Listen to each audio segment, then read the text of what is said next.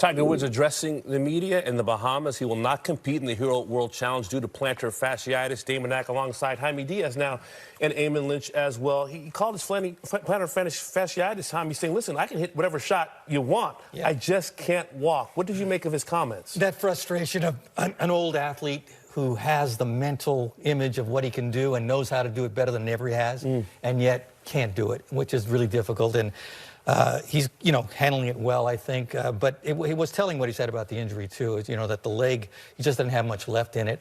It's really on borrowed time, and that was an acknowledgement, almost a resignation. And also that the plantar fasciitis is a result of the injury. It's a byproduct of that, which means it could be chronic, which means, again, that could truncate what he's got left, too. Yeah, based on the statement we saw from Tiger yesterday, it would be easy to conclude that this is just a wear and tear injury, that it's perhaps not as serious as the other injuries we've seen Tiger have over the years. But he left a very clear impression there that everything's related, everything's interconnected with that leg right now, and none of it's good. And when he was asked about what he was going to do for 2023, his goal is majors and one or two more. And he really is lowering the expectation of what his play is going to look like in the future, but he's raising expectations of what his influence is going to look like. Yeah, and for the folks at home who don't know what plantar fasciitis is, according to Johns Hopkins, it's an inflammation of the connective tissue on the bottom of the foot. You see here, that's the tissue of the foot used during walking and foot movement. And the main symptom of plantar fasciitis is heel pain. You heard Tiger saying that it's going to take some time, and you see there at the bottom, treatment for plantar fasciitis usually does not require surgery, but it will take time. Jaime, did anything you heard today change your expectations for Tiger Woods in 2023? Yes. I would say that I think he was lowering the bar, as Eamon was saying. In terms of how much he'll play or whether he can win? I think both. He didn't say the second. He didn't say the latter. He would never say that. But, I mean, I think just the actual situation now is so negative in terms of his able to get ready. I think St. Andrews was very discouraging for him because, as he said, he was doing everything right. And then right at the end, when he was pushing it to get ready and kind of put fine-tuning on it, that's when he got hurt. And that's what he can't do. He can't push it as far as he wants to. He always pushed it to the limit. He used to push it too far anyway, whether it was weightlifting or running. And it's his nature. And that's how he feels confident. That's how he feels like, I'm really, really ready. And he can't do that anymore. And so there's a compromise there. And I think as a result, he expects less now. That was the first time I've kind of heard him say, I don't have as much as I think I need, which is a big distinction because he's always been, don't put anything past me. Just challenge me. Just tell me I can't do it. And I will. I heard resignation this time. But isn't it interesting that we did hear him talk about that he has what he needs as a player because he's out there shooting 5, 6, 7 under par. Yes. What he needs and won't take is 4 wheels.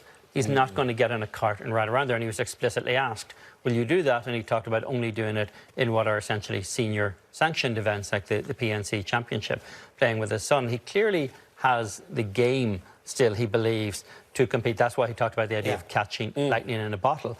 But it's extraordinarily hard to do that if you're setting a goal for yourself, an ambitious goal of playing 6 times in a year against the best in the world. Even if you are Tiger Woods, that's some lightning strike you're looking to catch. And he's so old school. I mean, he voted against Casey Martin. He did, and he brought that up. Yeah, I mean, that's how he, he talked about Snead and Hogan. I mean, he is, that's where his mind is. It's in history. That's where his place is.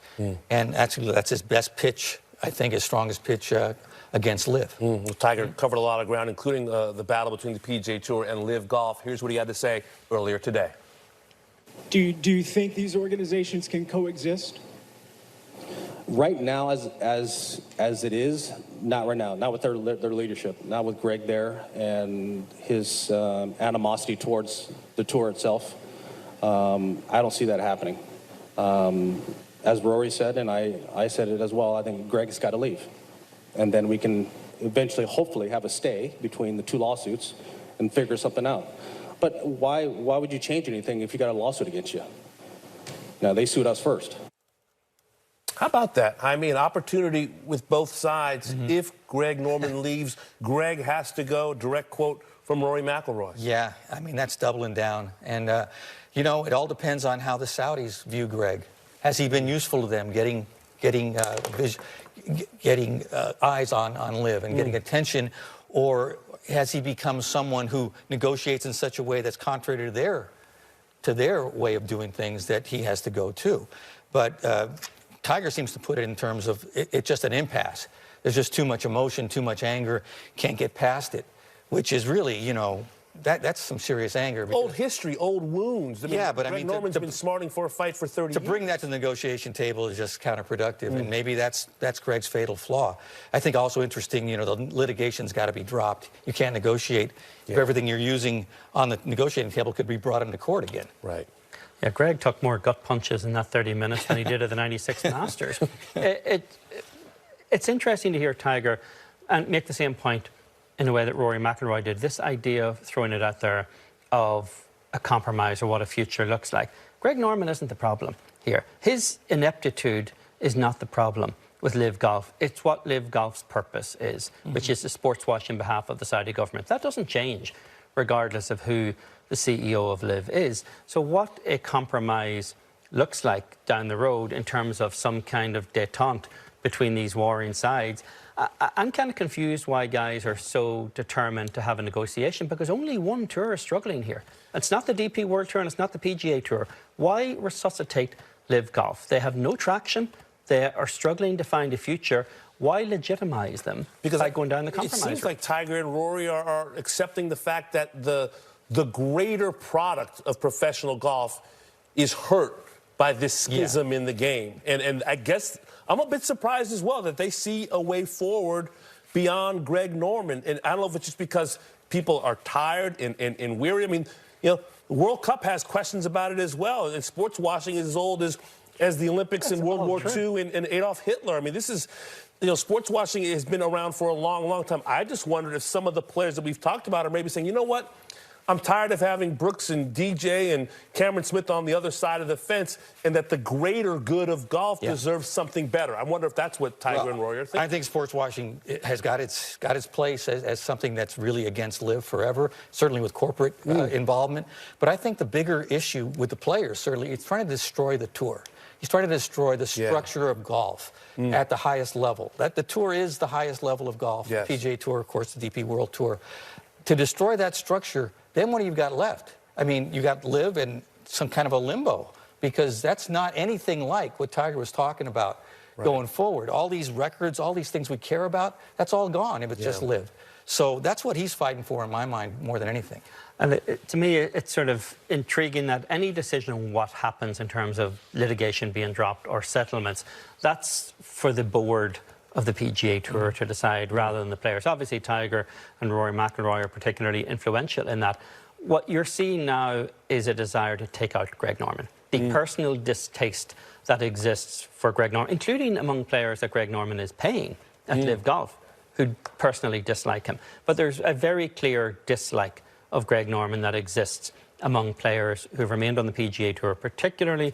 You've heard it from Rory McIlroy, and you've heard it strikingly there from Tiger Woods, because Tiger doesn't go out and make statements like that in public. That was such a bald statement. Clear. Greg's got to go. That was a headshot. Is that distaste for Greg Norman from the likes of Tiger and Rory taking the eye off the ball of what LIV Golf represents beyond Greg Norman? Well, they can't really influence what LIV represents, and that's a board-level decision that will be made at the PGA Tour. What they can do is make clear that they don't think progress can be made with Greg, because Greg has taken shots at both of those guys. I would be very shocked if both of those guys have not been served with subpoenas as part of the LIV Golf suit as well. So there is that personal animosity that exists between the players at that level in particular. All of the other stuff, the politics, the economics, what the ecosystem looks like, that's essentially, it's hard to imagine there's a decision above Tiger's pay grade.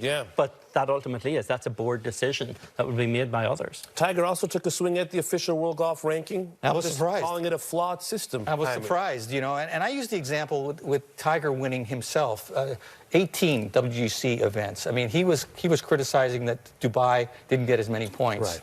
As did John Rahm. The same criticism. Yeah, as the event didn't have any top 25 players on the PGA Tour. But I think Mark Brody has got credibility. And I think the world ranking over time has made good decisions. It's tweaked itself. Certainly it's flawed if you want to talk about absolutes. Nobody knows what a perfect system is. But I was surprised that he went that way because he has actually been a beneficiary, or I shouldn't say beneficiary. He has been an example of how limited field events with no cuts are easier to win. Yeah. Tiger can win anywhere, of course, but to win 18 of them, that's disproportional. And I felt like that's a statement that says, that supports them getting less points than at the DP World Tour this time. And this is an issue where he parts ways with Rory McIlroy, because even Rory said in Dubai, he pointed out that the reason the RSM Classic in Sea Island had more points is that they had one guy dropped out, so they had 155 guys in the field, each of whom, as an individual, brought points to the table. There were 50 guys in Dubai, and yes, there were a handful of the top 20 players in the world, but there were a lot of guys with lower rankings in the field in Dubai, as there were at the RSM Classic as well. I don't buy this argument that there's a fundamental flaw here.